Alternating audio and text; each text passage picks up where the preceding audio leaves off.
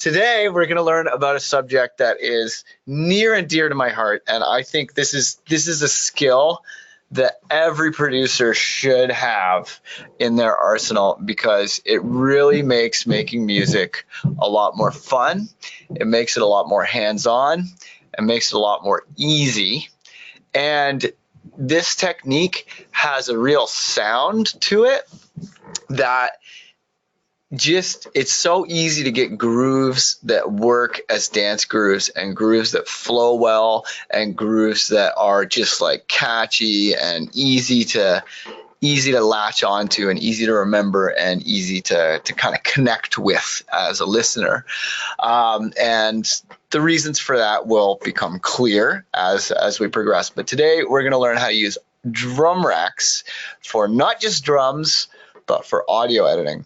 So most people only use drum racks for drums. I mean, if you went up to someone who didn't know what a drum rack was and you were like, I have a drum rack, what does it do? They would say, I don't know, it's a rack that you put drums in, and they wouldn't be wrong, but they would not be all the way right either. A drum rack is best understood as a groove sequencing instrument, an instrument for groove sequencing. So not just drums, but everything else can go into a drum rack. All right, so I want to play. So the drum rack, basically, this style of sequencing started out with the MPC. So MPC, let's just look up MPC or Music Production Center.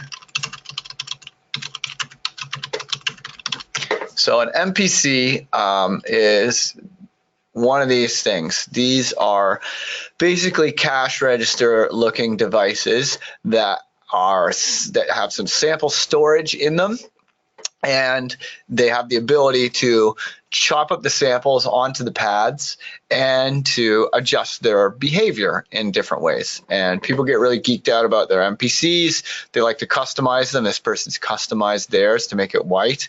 I customized mine to make it white too. But yeah, mine looks like that one. But the MPC is basically all you need to start making music. Oh, Dave's calling to tell me I forgot to turn my screen on. Okay, thank you, Dave. But yeah, so here, this is an MPC. So an MPC is one of these cool cash register looking things with drum pads on them. And yeah, you can load samples into them, you can cut them up, and they are basically all you need to make music. And what happened when the MPC was first introduced is hip hop basically exploded. Okay, this is like the sound of like boom bap. Hip hop was pretty much directly a result of the creation of the MPC. And you can make whole tracks just on the MPC.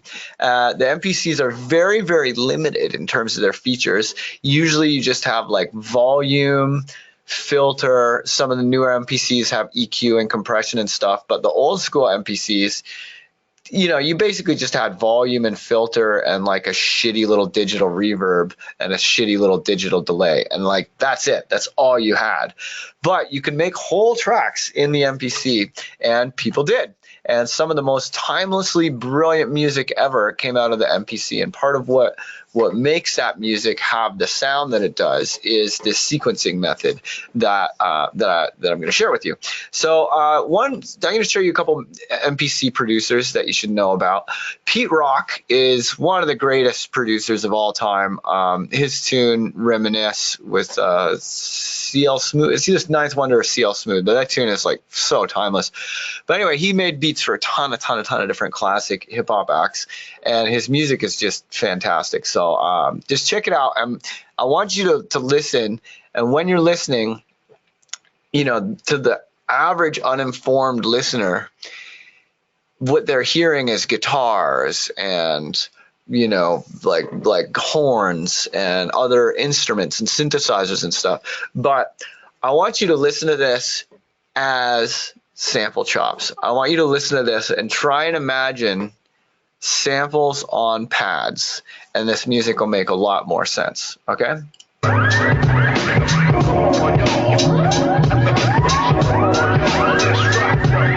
think they got me.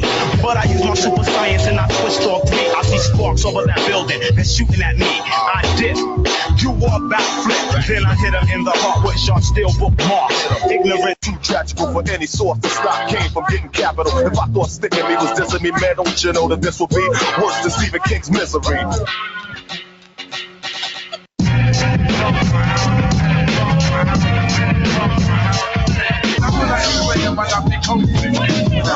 But it's all just tiny, tiny pieces of samples, mostly, you know, just sampled from records, from beat digging and stuff. Another kind of classic MPC artist is DJ Shadow, who famously composed his entire Introducing album, which is, I think it's actually in the Rock and Roll Hall of Fame at this point, but it's considered one of the greatest albums of the 20th century. He composed it entirely in the MPC, so you might recognize this one. You got an organ going there. No wonder the sound has so much body.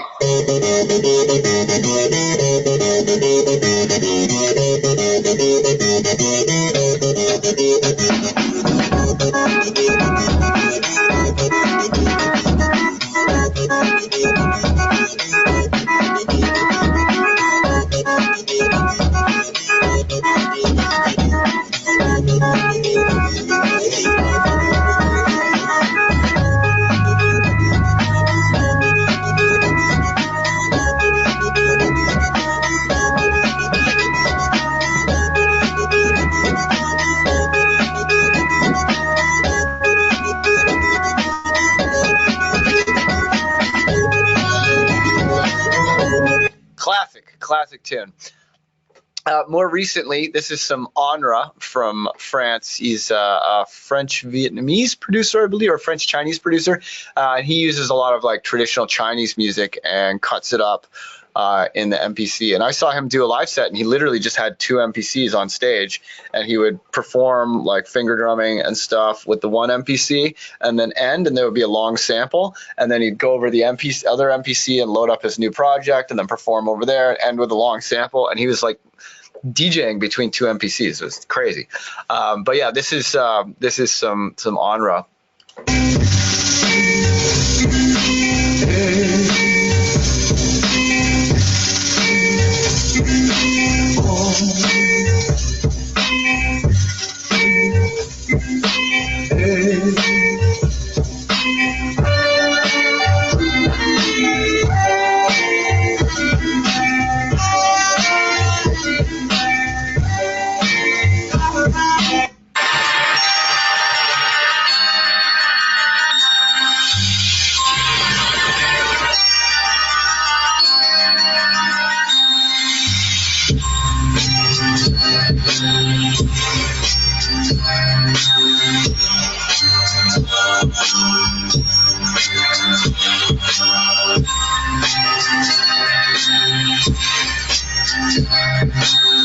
But yeah, it doesn't just sound like samples on pads, but literally 100% of all of those parts were played samples on pads, just chopping them up. So drum racks are not just for drums, and there have definitely like advantages over audio editing. So I want to show you a little bit about some of the advantages of using a drum rack over audio editing. So first, I'm just going to take this sample here. And this is just a little vocal sample from a library that I have. 1, 2, 3, yeah! And this is just a super boring house beat. Actually, it's a pretty cool house beat, let's be real. But yeah, so now let's say I wanted to, if I was just editing this in my DAW like normal, the tendency is to basically just copy and move these things around, and you have loops that are either in or out. And you don't really like edit them to create new patterns very often, right? And a lot of the time, and this kind of goes back to that, what I call the layer cake, which is a kind of classic rookie move in terms of composition, which is born basically out of the fact that you're sequencing editing audio in the arrange view in Ableton. And basically what happens in the layer cake is you have a bunch of layers on top of each other that are just patterns where they're just looping patterns again and again, and the patterns will come in or come out, but that's about it. They don't get rhythmically rearranged very often, and they don't really like talk to each other in the song. They have one articulation, in or out, and that's the only articulation those patterns have, and that kind of it makes the composition feel very stale and like it's hard to dance to. It's hard to get like a vertical kind of bounce, as opposed to like horizontal, like swimming, grooving mode. It's hard to get that vertical drop kind of feeling when you are, just having layers that come in and out on top of each other, right? Really remixing the sounds rhythmically is just a huge boon for producers who do it. Like once you start taking a sound and rearranging it rhythmically, you've remixed that sound. You didn't just put it in your track, you remixed it. You flipped the sample. Okay, so I want to show you now. I'm going to try and just very quickly make a couple different patterns with this sound. So let's say this is our basic pattern. 1, 2, 3, yeah. Okay, so now I'm going to try and make another pattern that makes it say 3, 2, 1, yeah. So I'm going to take 3, copy it over here, and then I'm going to take 2, copy it over here, and I'm going to take 1, copy it over here, and then I'm going to take ya, and I'm going to copy it over here, and then 3, 2, 1, yeah, 3, 2, 1, yeah, 3, 2, 1, yeah, and then if I want to go 1, 2, 3, I got to go one at a time. 1, grab that one, 2, grab that one, 3, and then grab the ya, right? That was kind of a pain in the ass to make a pretty simple pattern. 3, 2, 1, yeah. 3, 2, 1, yeah. 3, 2, 1, yeah. 1, 2, 3, yeah. Right? Kind of a pain in the ass, right? So you can see why people don't do it. It's hard to kind of visually tell the difference between these sample chops. And like let's say you want to go 1, 1, 2, 2, 3, 3. You got to go in and you go, okay, so 1. Oh, I missed it. Okay, there we go. Select 1, 1, 2, 2, 3, 3. But then listen to it, and there'll be all these pops and clicks. 3, yeah. 1, 1, 2, 2, 3, 3, yeah. Right? So then you got to go in and you got to put a little fade on the edge like that so that they don't click.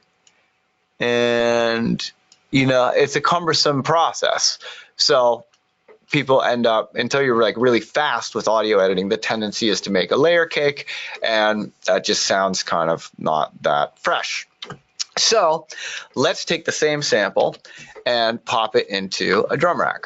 So I'm going to get a drum rack, and you can either drag a drum rack in like this, or another way that you can do it is to drag the sample in like this, which creates a simpler, and then you can right click and group to drum rack. Now we have the same sample in a drum rack. So what I'm going to do is I want this to sound like one sample that's being rearranged, and I don't want any overlapping. So if I have 2 of these, I've just copied it to a new cell and I play them at the same time.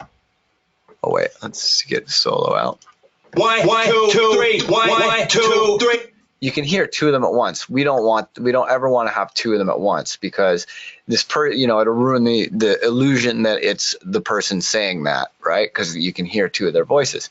So if you expand this little input output properties window, you get the choke groups, and the choke groups are great. It's not actually a BDSM thing. A choke group is for stopping 2 samples from overlapping, stopping them from playing at the same time. So they are considered to be on the same choke group. They choke each other, as in mute it. So if I have 1, 2, 1, 2, 1, 2, 1, now they'll cut each other off. Okay. So now I want to go in and just quickly make the main chops. So I got 1, and I want to have that play all the way through. So I'm going to turn the release time up. 1. Now that'll play all the way through. 1, 2, 3. And now this one, same thing here, but I just want 2. 2. Now 3. 2. Now let's do 3.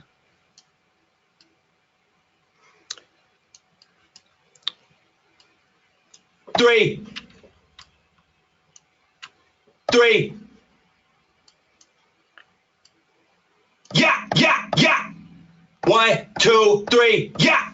So now, if I want to make a pattern it's really, really easy for me. Even if I'm not playing it in with my hands, I can just go. So these are quarter notes. So 1, 2, 3, ya. 3, 2, 1, ya. 1, 1, 2, 2, 3, 3, ya. And then I'm going to go ya, ya, ya, ya, ya, ya, ya. And I'm going to put a pitch bend on it. And already you could never really do that with audio chopping. The pitch bend is just not going to come out the same. It's not going to be nearly as easy to rearrange them. 1, 2, 3, yeah, 3, 2, 1, yeah, 1, 2, 3, 3, yeah. That's already like way funkier of a groove. And then you know, nothing's going to click because I've got the cue points. I set them once and I don't have to like re-chop every time. It's really easy to keep these, to tell these chops apart from each other as opposed to these chops, because they're in a drum rack and they're MIDI and they're a lot easier to deal with. So normally when I'm flipping a sample, I'll do the first row will just be my basic chops from the sample. And then the second row, I'm just going to copy these all up now. The second row, I'll usually will do like maybe a transpose. So let's say -5 semitones. And I'll go -5 on all of these. But I could also go in here, and you can see how this, see there's two fields in the beginning of the drum rack. There's a receive field, which lets able to know which note goes to which pad. So you see when I changed the receive, how it changed which pad it was on. And then there's send, and send is the note that goes into the sampler. It defaults to C3, which is middle C, which has no pitch shifting. But if I just bring this down 1, 2, 3, 4, 5 semitones, I can do that. Or if you have a push, it is the second data field on the push, and you can just drag 1, 2, 3, 4, 5 on the push, and you can see that that field is moving. Right now I'm moving a knob off camera, and that field is now moving. So you can see that it's pretty easy. So now we have 1, 2, 3, yeah. 1, 2, 3, yeah. 1, 2, 3, yeah. 1, 2, 3, 3, yeah. oh, the pitch bender's stuck up. I gotta, 1, there we go. 1, 2, 3, yeah. 1, 2, 3, 3, yeah. 1, 2, 3, yeah. 1, 2, 3, yeah. 1, 2, 3, yeah. 1, 2, 1, 2, 1, 2, 3, yeah. That would be a lot of audio editing. That would be a real pain in the ass to do, but it's really easy to just hit the pads with your hands and do it. So I'll often make one of these groove boxes when I'm flipping a sample. Like let's say I find a sample that I'm like, oh, I love this sample. I want this sample to be like the face of the track. 99 times out of 100, it's going right into a drum rack. So normally I'll make, you know, the first basic chops here, and then I'll do some pitch shifted chops here, and then I sometimes will go like I'll go up on one and then down on the other. So in this one will be like, let's do up an octave. 2. And then bring that one up an octave. And I'm just doing that with the transpose field. Like, 3. do you see it moving? 3. Yeah. 1, 2, 3, yeah. 1, 2, 3, yeah. 1, 2, 3, 1, 2, 3, yeah. 1, 2, 3, 1, 2, 3, yeah. Right? And then a lot of the time I will make some kind of glitchy ones up top. Right? So let's first of all, let's put this back to a C3. Okay, it's back to C3 now. 1. And now check it out. If I put it on warp, I can half time and double time. 1. 1.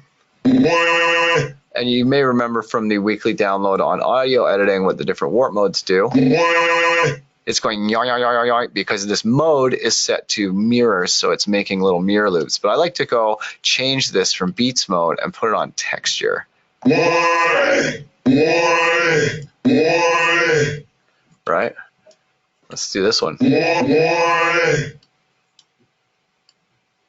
2. 2. And then let's copy it over to make a third one for 3. Yeah. 2.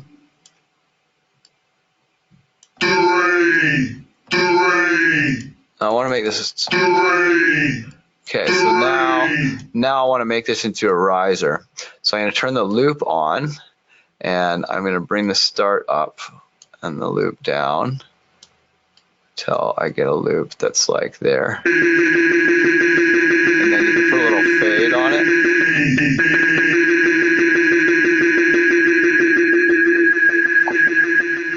Oh wait. There we go.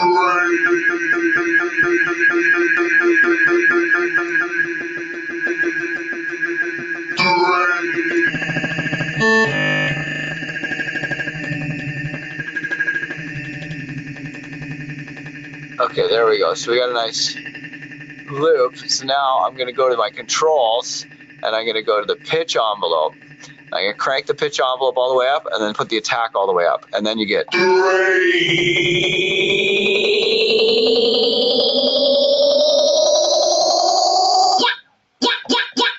And then this one, I'm going to reset that. And then let's make this one real mulchy. So I'm going to turn the LFO on, and I'm going to turn it up. Let's see. The LFO is on. It's on there. Okay, why is the LFO not going to the pitch? Maybe it's got to be off warp. I don't know. Okay, it's weird. It's not letting me put it. Oh yeah, there we go. Right. You could also put it to fast. So it's like.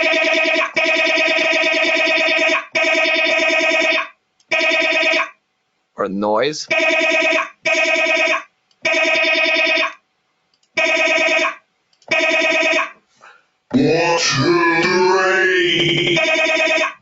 Right. I also sometimes like to make a spin back for the last one, where you make like a record rewind sound. So for that, I'm going to turn it into a sampler, and I'm going to loop it, ping pong loop, right, which is where. Right. Now you turn this LFO off. Let's turn the decay time down. And now I'm going to make it into, I'm going to put this pitch envelope on it, crank it all the way up, and take the decay down.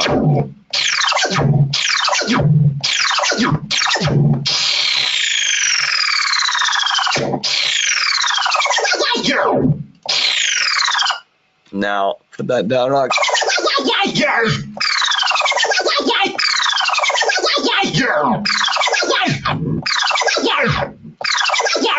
And then for a lot of the time, these spin backs, you kind of want them to be a set length. So I like to use the note length plugin, and then make that like the same length as whatever this decay time is. So then you get. 1, 2, 3, yeah. 1, 2, 3, yeah. 1, 2, 3, yeah. 3, 2, 1, yeah. 1, 2, 3, yeah. 1, 2, 3, yeah. 1, 2, 3, 1, 2, 3, yeah.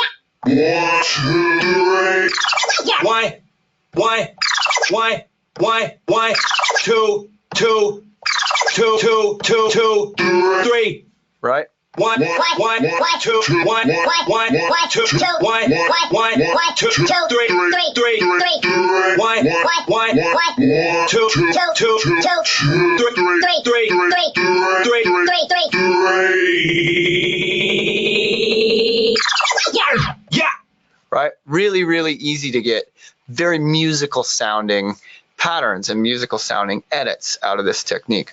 So this sort of simple basic sample chop, and this, like when you're making these instruments, right, I usually try and make 4 families of sounds, where you have usually the first row or the first 2 rows.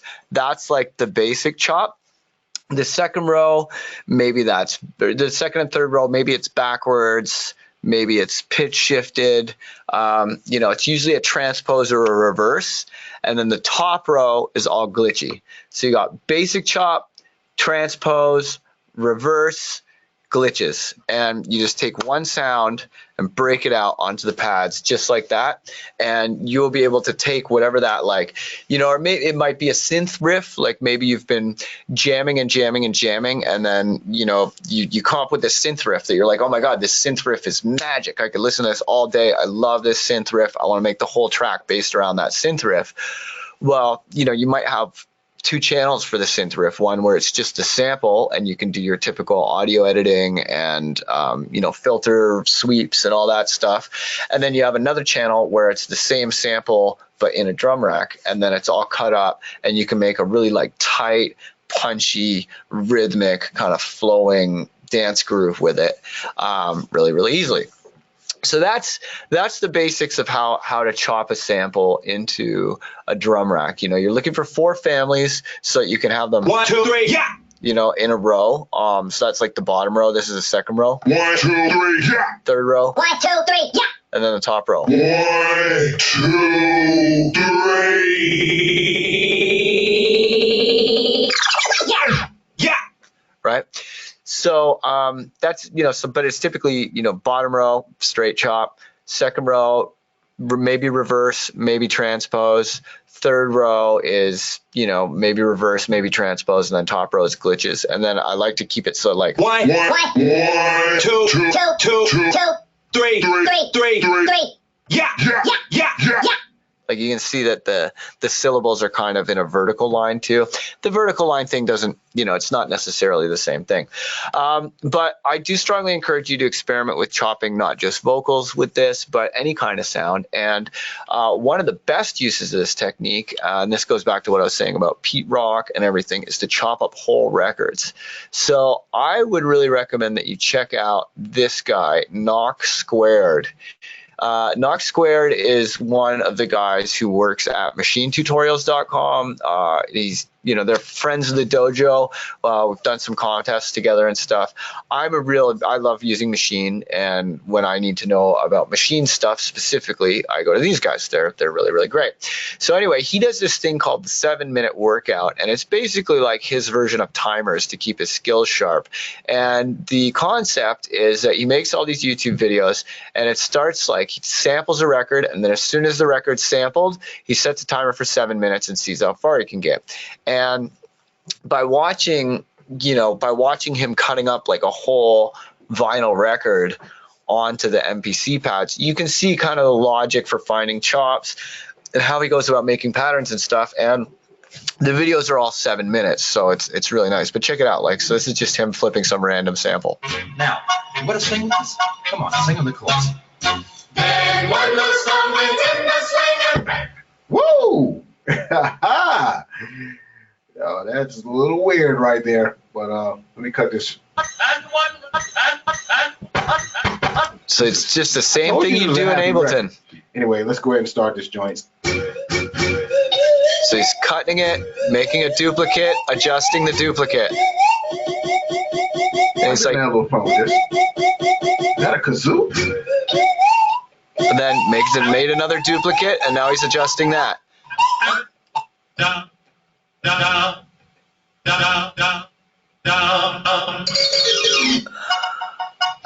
Right, so he cuts them all up, finds little juicy chops, and usually because it's chronological, the chops that are next to each other, they're kind of like, they make sense together, you know, but you see him go up, and then he's like, okay, time to make a pattern.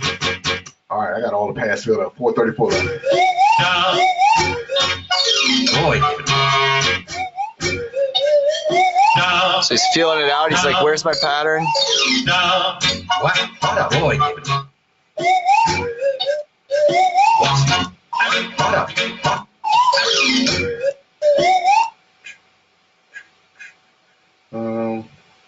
245 left. Let's see.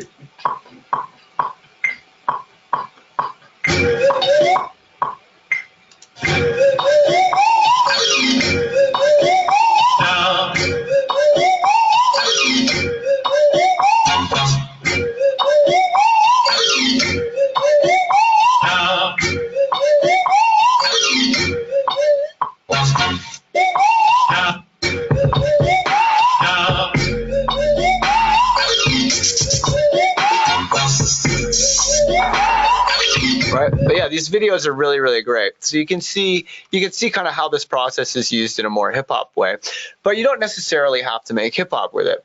I actually often do my main dance groove in my song with this technique. So I want you to check out this song. It's one of my more well-known songs. This isn't my upload, this is someone else just to help themselves to my music and uploaded it. But at least they didn't put advertising on my track this time. So anyway, I want you to listen to this drop. And in this drop, basically the whole drop, the whole dance groove of the song, other than, the drums and subs, but basically the whole drop is just made cutting up sounds in a drum rack. Okay. So I want you to listen to this drop and hear the drum pads, because it is all drum pads.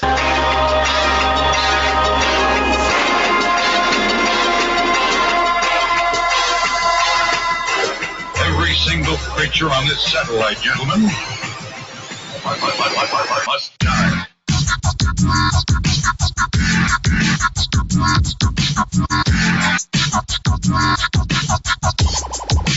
Welcome to the Thunderdome.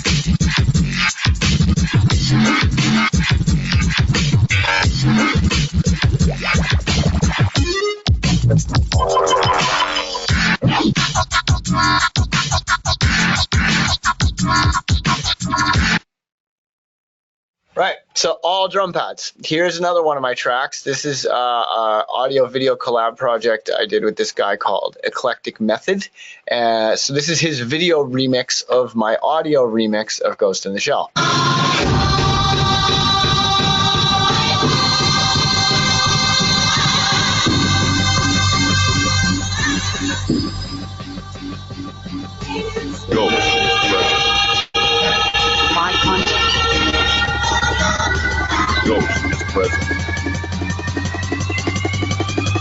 Artificial intelligence.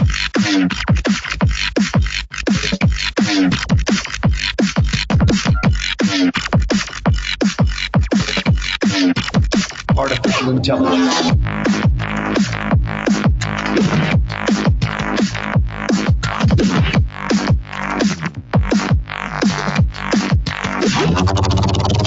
Create a new and unique entity. Mirror images of one another's psyche. Anyway, so again, all drum racks. All right, so that technique that I used to make and sequence all those sounds is a technique that I've alluded to previously in the weekly download, but we've never had a weekly download about this technique and about how it interacts with drum racks. So that's why we're here today. So this technique I call making mud pies.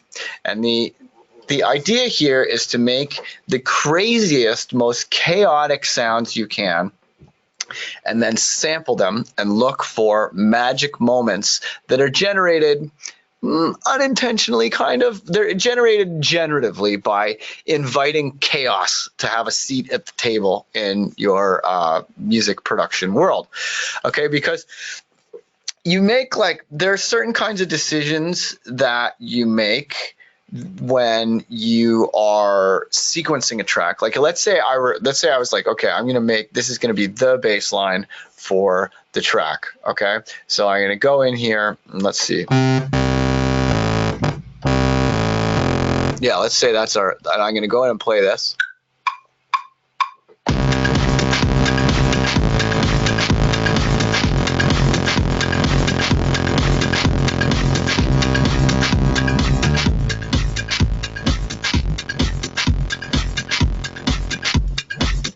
Right? Let's say that's the bass line.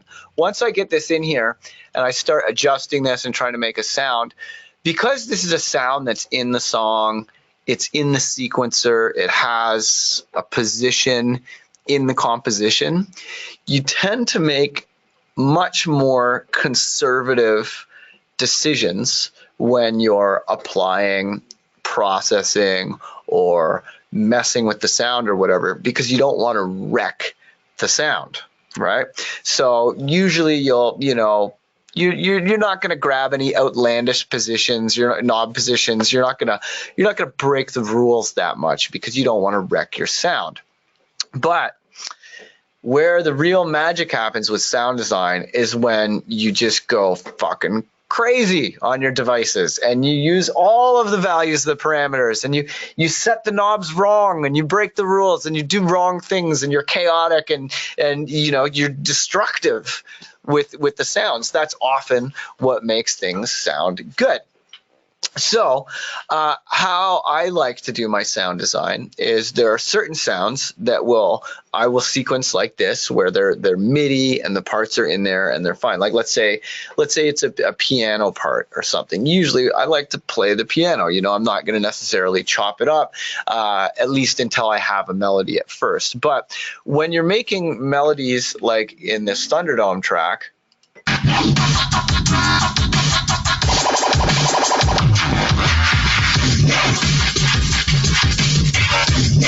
like I can tell you that most of those notes are F, but then there's a bunch of other notes that are God knows what note. They're like the pitch is bent, they're all crazy, they're not in the key, they're like really like what key is a noise? I don't know. So those sorts of sounds you don't get by sitting here with the MIDI editor, right? And then also likewise, there's this they did this study about sound perception, right? And they found like let's say you have like a kick drum. I'll just get a kick drum here. A sample. Okay, so let's say you have a kick drum. You don't really hear that kick drum as having a pitch per se, right? You just hear it as like the sound. You're perceiving the sound design of this kick drum. You're perceiving the sound itself, like, oh. That has no pitch. I mean, it has a pitch. Like you can go in and get either a tuner or the Spectrum plugin out, and you can find out what the fundamental frequency is and stuff. But you don't hear that as being in a key. But as soon as I do this,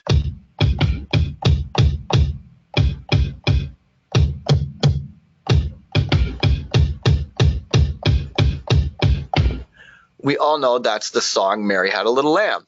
And we can hear the intervals. We can hear the tuning of the intervals, right? So they did a study and they found out that basically you don't hear a sound necessarily as having pitch until you hear intervals that are greater than one semitone. So your kick can go up and down semitone. Really hear that as an interval, but as soon as you go like, then you hear intervals, right? So one thing that I have noticed, and I just want to mention this before we get into the sound design thing, but one thing that I've noticed is a lot of the time when people make bass lines, they put way too much melody in their bass lines. And if you have like a killer sound designed bass, don't start doing intervals, don't start doing like fifths and thirds and stuff, because it's going to detract from the perception that your audience has of the sound design, right? You want them to just be hearing it as a sound design piece. And I'm not talking about like a saw wave bass like this. Like that's a melodic sound waiting for a melody. I'm talking about crazy fucking sounds like this.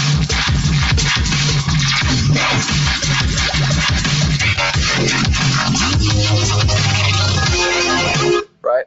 Those sorts of sounds, like the crazy neurofunk, like melting, insane sounds. Okay.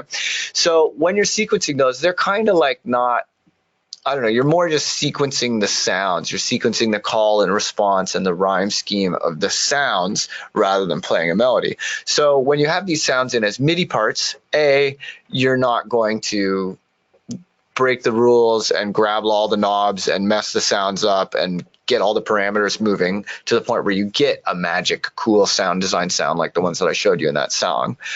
So A, you're not going to do that. But then B, when you have a hammer in your hand, everything looks like a nail. Every problem you have looks like a nail. So when you're looking at this piano roll, when really your bass line should probably just be like the same note over and over again with more modulation. Instead, you're like, oh, I'm looking at a piano editor, so I'm going to play Beethoven's Fifth Symphony or whatever on every single sound in my song, and you end up putting too much melody in the song, like in the bass groove and in the dance groove. And like usually most dance grooves, like if you actually listen to the subs, a lot of the time, like, you know, in like disco records and stuff, the bass lines are actually like boring in terms of the actual notes, but it's really how the whole groove fits together that makes it cool.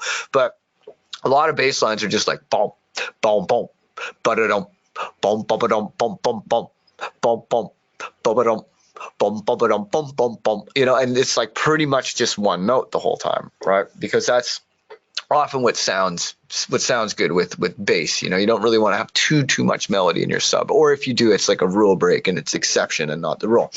So I want to talk about like how do you get these crazy ass sounds that are like all morphing and melting all over the place, and how do you sequence them? Okay, so I'm going to take this Serum here, and I'm just going to make a nice C note, a nice low C note.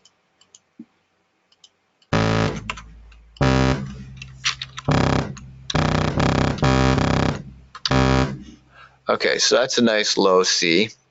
So I'm just gonna, let's just now take this sound and I'm gonna sauce it up a bit, and then we're gonna get it moving, and we're gonna make some mud pies.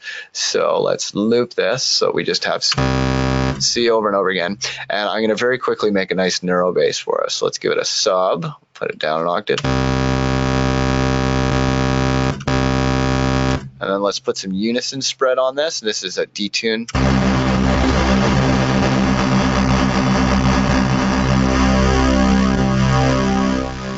Okay, now I want to get some movement. So I'm going to do some wavetable movement first. And then let's pick a wavetable. Let's use some of my ones. I made these make noise wavetables from my hardware synth. They're in the weekly download.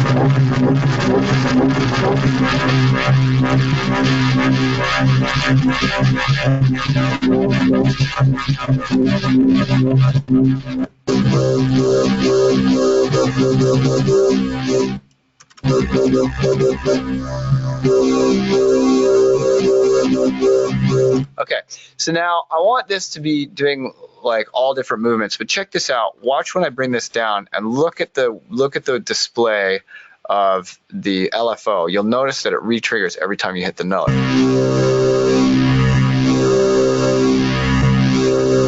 Right? So the beginning of every note is going to sound the same. I don't want that. I want this to be all over the place.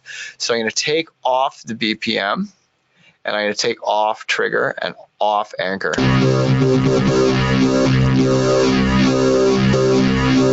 Now that LFO is what's called free running. Okay, so that means that LFO is just going to continue oscillating. It's not attached to the clock, and it's not attached to the tempo at all. That LFO is just kind of doing its thing.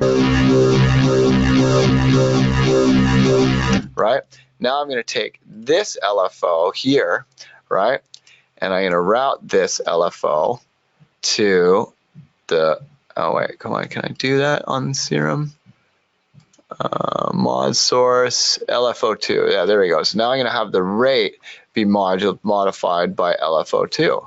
So if I go to mod source, LFO2, if I go to here, oh, it's kind of being annoying. Okay, I'll go over to the mod matrix, LFO1 to LFO2. Okay, so now I'm going to make LFO2 real slow.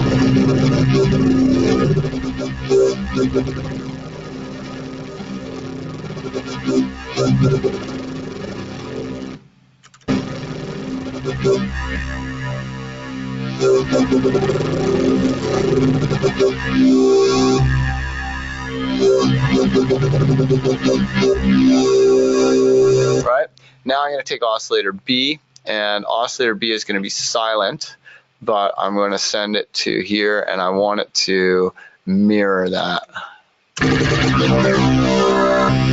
Or actually, no, I'm going to do oscillator 2 is going to FM from B. Yeah, there we go.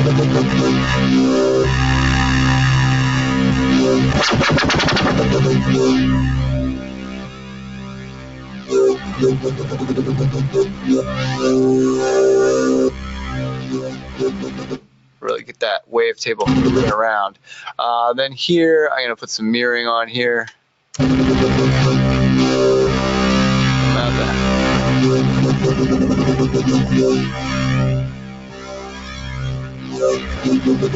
detail. Okay, and now I'm going to go over to the effects, and Serum has some great effects in it. I'm going to put the distortion on, and then I'm going to take LFO3 maybe and put some.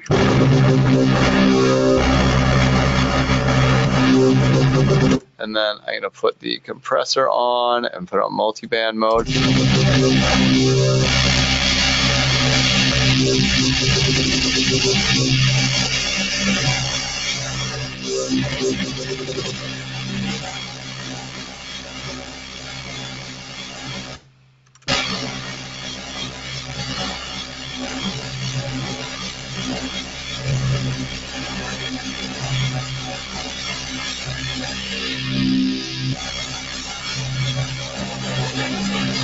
A little faster. So I think I want to lower note too. Okay, there we go. Okay, let's turn some more effects on. I'm going to give it a little bit of chorus.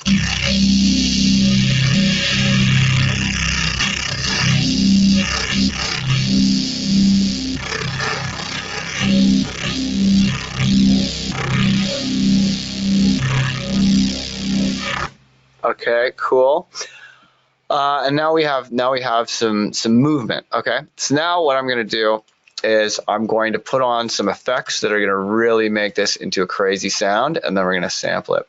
So I'm going to start by putting some good old-fashioned OTT. OTT is over-the-top compression. It's upward, downward compression. So basically, it's a multi-band. In each of these bands, everything below this threshold is being pushed up, and everything above this threshold is being pushed down. It's going to really tightly confine the dynamic ranges in the different frequency ranges.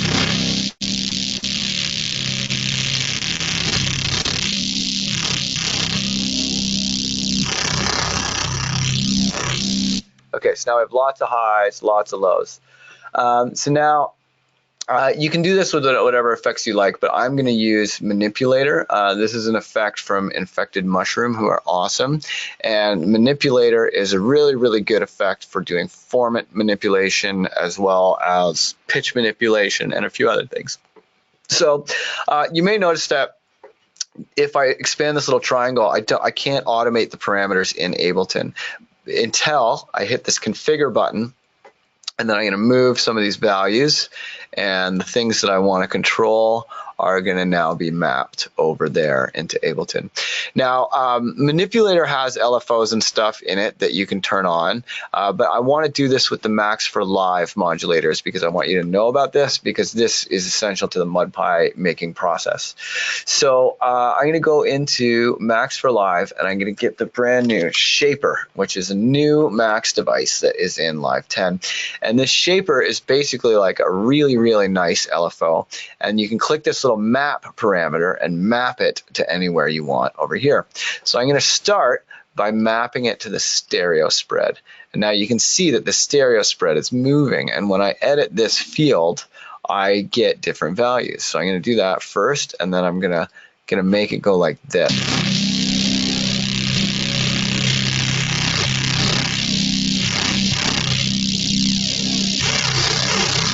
Right? Now I'm going to make another one of these Shaper things, and I'm going to unmap it from stereo, and I'm going to map it to smear.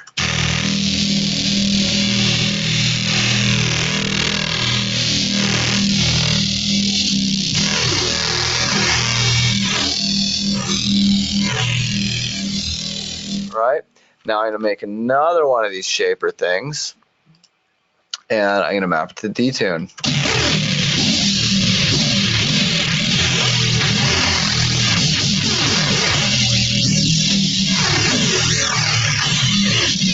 And then you can adjust the maximum and minimum on these things. So I want the Shaper just...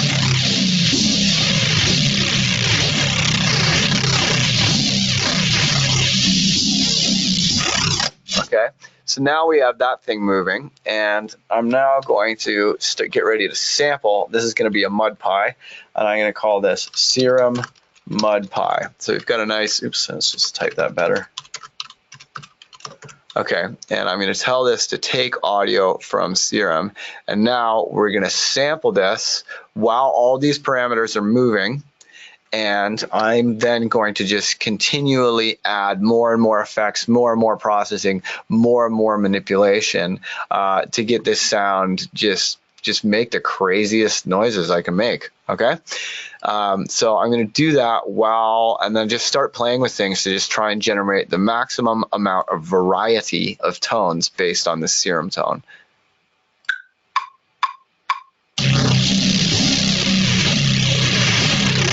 Oh, wait, it's clipping slightly, so I'm going to put a limiter on there first, just so that I don't clip. There we go.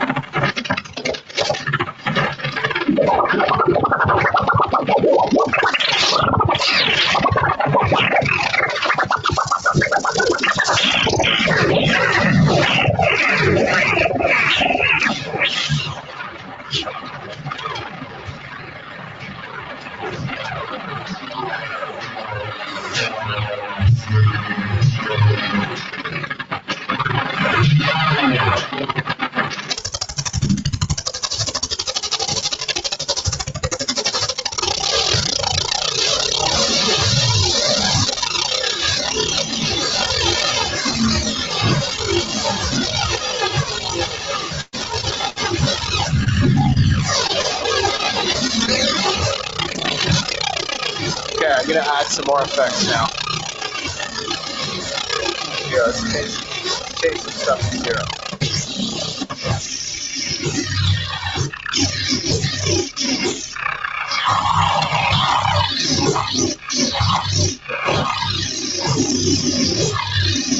I'm just going to leave it recording while I do this.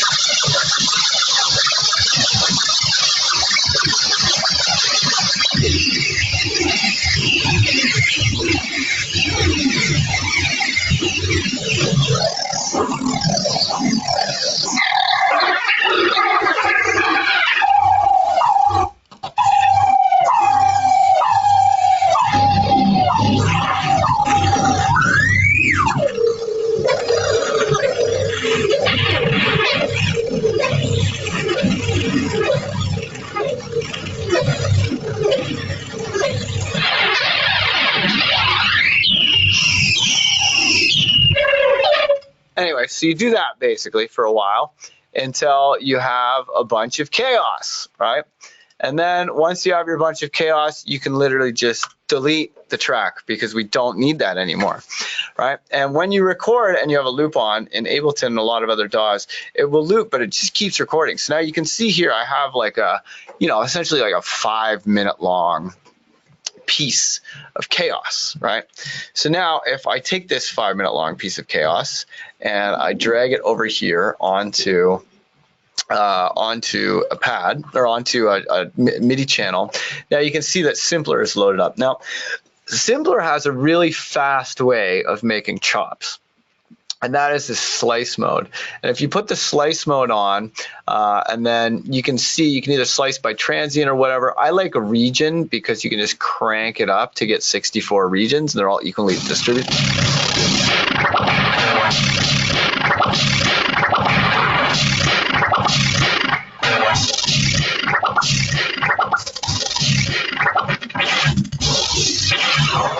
Right, so that's cool, but I prefer the drum rack chop with it just on classic mode. So I'm just going to right click, go group to drum rack, and then once again I'm going to expand the inputs and outputs, put the choke onto 16 because I want all of the pads in this group to be on the same choke group.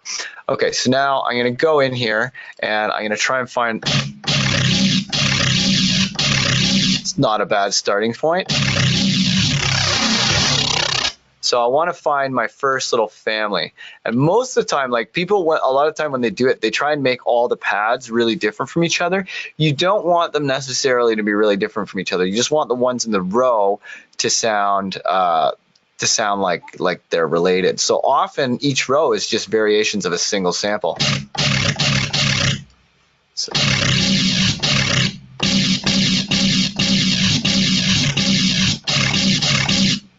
No.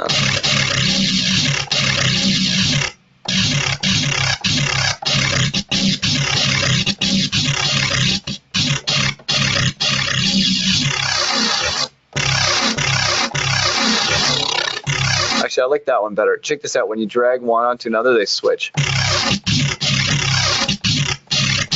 then this last one.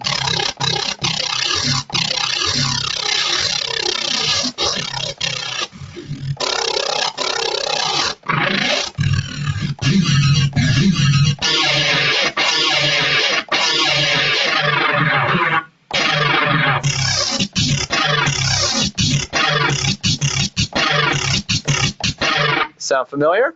Right? So now let's get another row.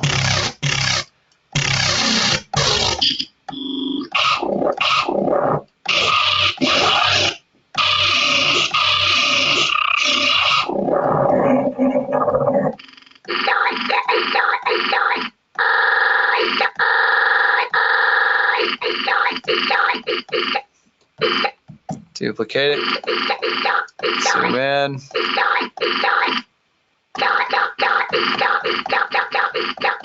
They're almost like syllables in a word.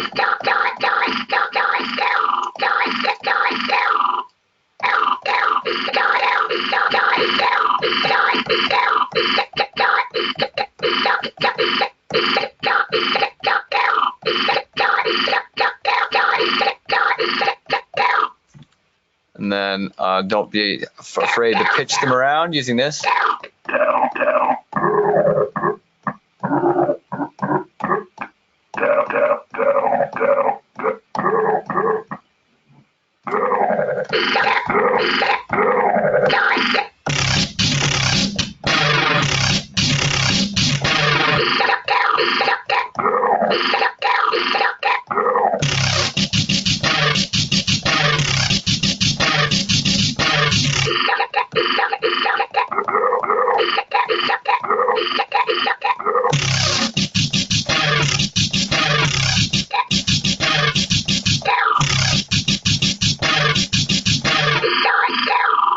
Right? And then usually you want like a riser here.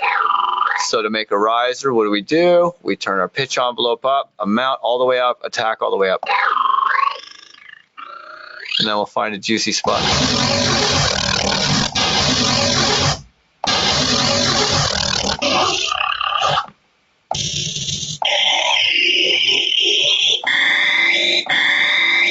that's good. Maybe turn the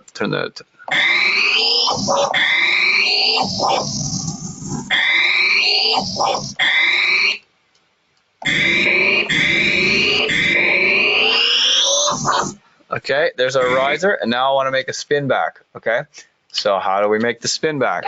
We right click, turn to sampler, turn the pitch envelope on and crank it all the way up, and then grab the release, bring it down, and grab that envelope and make it like that. So you get on. Then you get a spin back noise. And then usually you want to put a note length in front of it.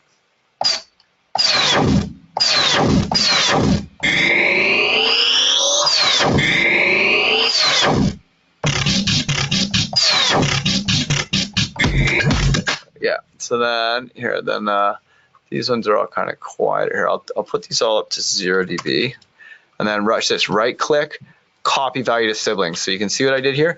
I want all of the volumes of these to be at 0 dB. So I'm going to set that one to 0, right click, copy to siblings, and now they're all set to 0. And now here, let's make a pattern. Oh, why is it not? Oh, that's why. Okay. I think I had a pattern going in the session view. Yeah, that's what it was. Delete that.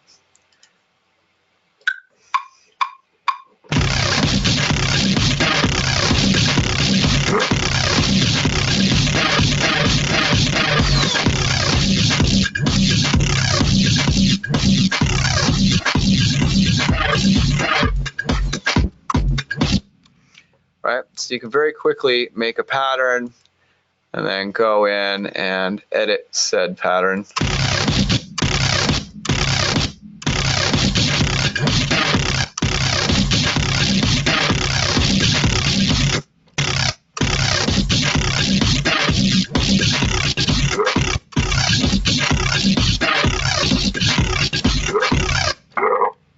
Oh, we can see that one's a little.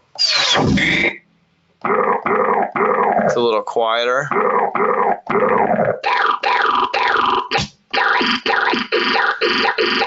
Right?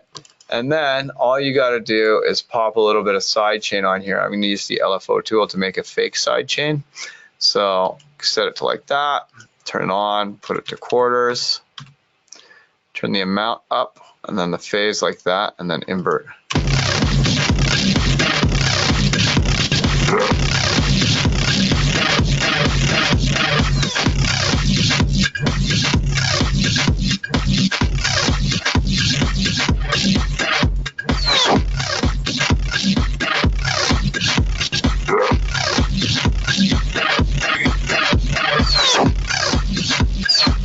My volume's a little crazy on that one.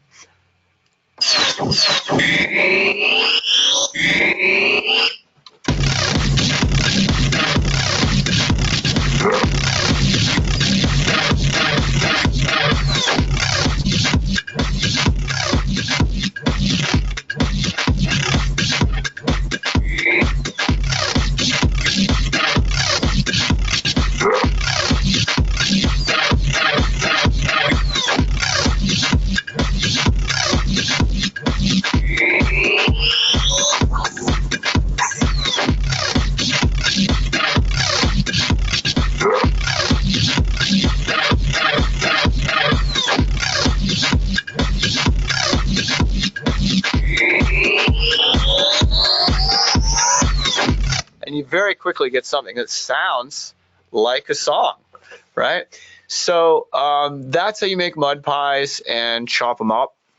If you want to know more about drum racks, and you do want to know more about drum racks, be sure to check out the drum rack workshop. I made that into a weekly download so that you didn't have to be a full 808 level dojo member to get it, because I think knowing drum racks and knowing your way around drum racks and knowing just the mechanics of using drum racks for non-drum sample chop sounds is really going to help you make your music a lot dancier, a lot groovier. It's going to flow a lot better, and it's just going to have like this kind of like component where you can, because like when you come up with a pattern, when you're just like moving notes around with the mouse, a lot of stuff sounds like it's working just because you're in this like editing world, and like you might just be listening to the last 2 beats of the bar over and over again, and like think you just like play the 2 beats and then stop, and then play the 2 beats and then stop, and then play the 2 beats and then stop, and you just lose context of how the actual flow of the groove is,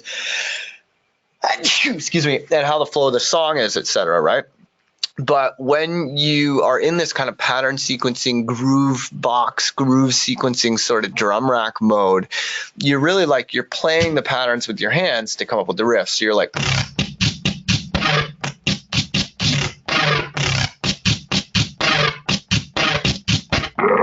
right? And you can kind of feel it and rearrange it in a way that you just can't with audio editing. It's really hard to like riff and groove and come up with patterns that like rhyme and stuff. Most of the time, what feels good to you when you're doing audio editing is to make things where they're all wonky and all over the place and like not really landing in the pocket. And then what feels good when you're using a MIDI editor is to make these like big florid melodies that are like all over the place. And neither of those things really lend themselves to making dance music that well. But when you're working with a groove box, all you want to do is come up with different sick rhythmic variations of the same few sounds that are all appearing exactly the same, but the rhythm is different. And that's what you want as a dancer. So this sort of drum rack mode is a lot more relevant for dancers, and it's like it's anchored in the body, in the hands, and playing the sounds, and that just like that physical basis of the sounds and the way it makes it easy to experiment with different grooves is you're going to come up with different patterns and different sounding stuff. And like, let's say I was trying to come up with this exact same bass line that I've created here with these sample chops. Let's say I was trying to come up with that with automation. Like, imagine each one of these MIDI notes is its own channel in the sequencer with its own automation and everything, and you're trying to cut and rearrange like 10 channels together. Like, you just can't do it any other way than in a drum rack effectively. So that is, that's some of the reasoning why I make such heavy use of drum racks, especially when I'm making dance music, and about how drum rack audio editing can help you take your music to the next level. But definitely check out the drum rack workshop. It's a full hour-long workshop. I spent a ton of time and energy on it, and it will take you through some of the ins and outs of drum racks. Okay, cool. So